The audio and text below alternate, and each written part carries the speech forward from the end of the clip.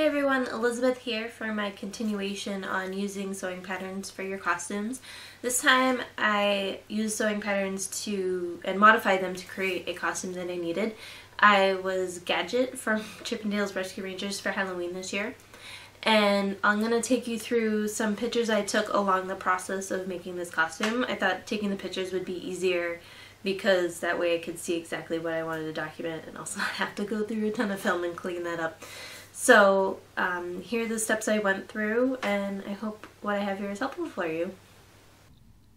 So this is a screenshot of Gadget, and basically the costume is a jumpsuit with a belt around the waist. So what I decided to do was make the jumpsuit and add an external belt that is separate from the rest of the costume. This is the pattern I chose, which I already had on hand from McCall's. It's a basic pajamas pattern with a top and bottoms. The top had the similar collar to what she's wearing, and then a basic pants pattern that I could use as well. So what I decided to do was take the top from the pattern and the bottom from the pattern and kind of combine them together at the waist, which obviously isn't used in the pattern. So that's where my major modification came from. The other modification I made was to make the pants design more like it was in the pattern as opposed to how it is in the artwork for the show. I wasn't really a fan of that hammer pants style going on that Gadget's wearing, so I kept it more consistent with the pajama pants pattern I already have and, not having that nonsense going on. These are the materials that I chose for the costume. I have elastic that I was going to use at the waist to pull it in, and then a zipper to close up the front. On the left for the fabric is interfacing for the facing and the collar, and then in the middle is just some country solid dark purple from Joann's, and then the light purple is for the main jumpsuit. It's kind of a medium weight cotton I found somewhere in Joann's that was a really great weight, not too heavy, not too light and see-through, to make for the jumpsuit so I didn't have to line it. So the first thing I did was cut out my pattern pieces, which is, if you saw my previous video about using patterns, that's my least favorite part, like ever. So I started with the pants, and I laid out the pants pattern on the fabric. And what I did was I measured where I wanted the waistband to go on my body, and then I measured it in relationship to the pattern piece itself. Based on the measurements I did, I wanted to add 2 inches to the top of the pants. Because as you saw in the illustration in the artwork, she has a very high waist, and even though I'm short-waisted, I wanted to add that extra fabric because it's always easier to take away if you add extra fabric to what you're doing, and it's pretty impossible to be able to add that length back in if you cut it too short. So I wanted that extra room so I can make sure I got the waist exactly where I needed.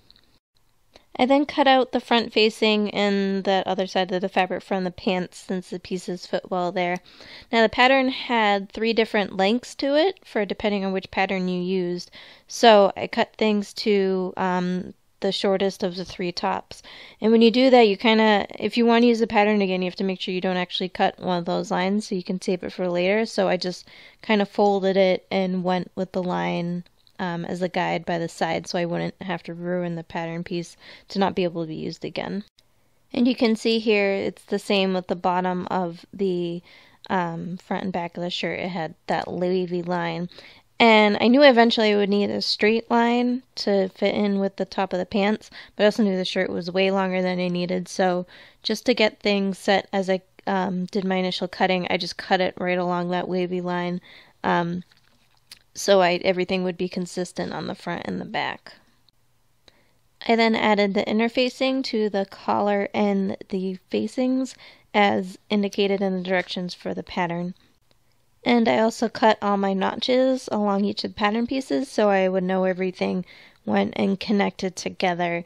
And I also made pockets to put in this which aren't in the pattern. You can Google different ways to add pockets into pants. Once you do it a few times, it's actually a pretty easy thing to do, and then that way you have somewhere to have your stuff. Next, I sewed the top and the bottoms separately, and then I try them on. It's really important to try stuff on as you're making it so you can make sure it's fitting you correctly. So I made sure the top and the bottoms weren't too big or too small, and they fit pretty well. So now I just had to get them connected at the waist. And there was a lot of excess fabric in that area, which I did intentionally so I'd have a lot to work with. So I went and I figured where I wanted the waistline, where I wanted the seam to fall on my waist, and then I marked it on the top and the bottoms to where I would be making these seams. And you can see here a marking that I made on the inside, and you want to do it on the inside so that you don't see the markings on the outside, obviously. And you try stuff on inside out to do this, which I know sounds weird, but that's how you can make the markings. So I used my ruler again to mark the pants, and I ended up taking 4 inches off the top, which kind of seems silly because I know I added 2 inches to begin with to have enough extra, but at least I had plenty of fabric to work with, so I took off 4 inches from the top there. I also took off a few inches from the bottom of the top. I'm not sure of the exact measurement because of that weird wavy thing going on with the style of the shirt. So to make sure it was even across the sides, I lined it up along the edge along the ruler along my facing, so I knew I had a straight line going across the back. And after I made that cut, I also made a notch in the back center of the top so I can match it up with the back seam of the pants. Next, with the pants on right side out and the top inside out, I pinned the right sides together along that now waistband that I created, and surprisingly the seams matched up really well, which is really weird because the pattern wasn't intended to be done like this. And I added some measurements on the sides too to make sure it was big enough to then be able to be pulled in to get the shape I wanted, which was pretty cool. The next thing I did was I tried it on again, and you're going to want to try things on several times while you're making it to make sure the fit is going the way you want. So I can't reiterate that enough. And it didn't fit right, like at all. In like the front middle, it was where where I wanted the waist to be, but everywhere else it wasn't. I was actually ending up with that hammer pants look that I didn't want. So I had to pull in both the top and the bottom even further. So I put pins in it where I wanted it to be on the sides and on the back. And then I took it off and did some more adjusting and planned out where I wanted it to be. It's kind of hard to see in this picture, but I do have kind of a line that I drew out that goes from the top middle to the side.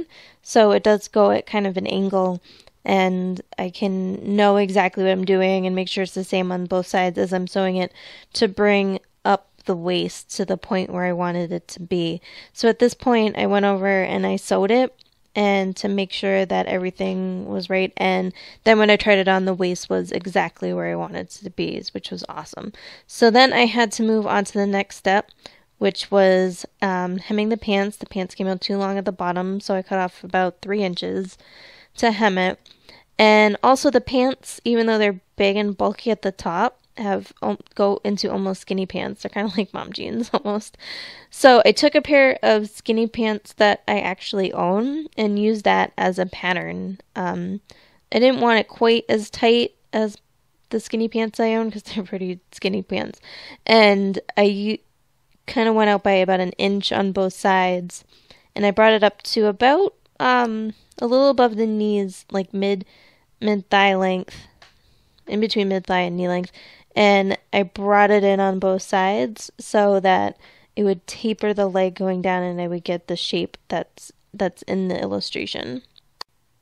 And after a quick hem of the bottom of the pants, I had my finished costume as seen here. I apologize that it looks like it's in a complete need of an ironing, which it is. And I didn't end up using the zipper or elastic that I bought for this. The belt brought in the costume as the elastic would have been used for, so I didn't feel it was necessary to have both things in there. And the belt also helped keep the front of it closed, plus I had a white tank top on underneath, and I just would have to put in a safety pin or a snap to keep it closed at one point at the top, so I didn't bother with the zipper at that point. And this is the finished costume. And those were the steps I used to create my gadget costume for Halloween this year. I hope that was helpful to show you kind of my thought process that I go through to create my costumes when I make them using patterns and modify them from the pattern pieces that are kind of there for me to use.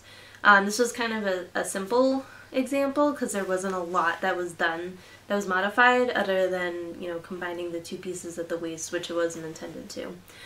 So in the future, if you guys think this is helpful, I'll document more of my costume making process so you can see what I did to get from point A to point B using patterns. And if you have any other cosplay questions, you can definitely send them to us. Podcast@animecons.tv is the email address. If I said it wrong, Patrick will put the right one. Or you can post these questions on Facebook or Twitter, and let us know, because we'd be happy to help you with any of your costumes that you have planned in the future. And always send us pictures of your costumes. We'd love to see them. Until next time, bye!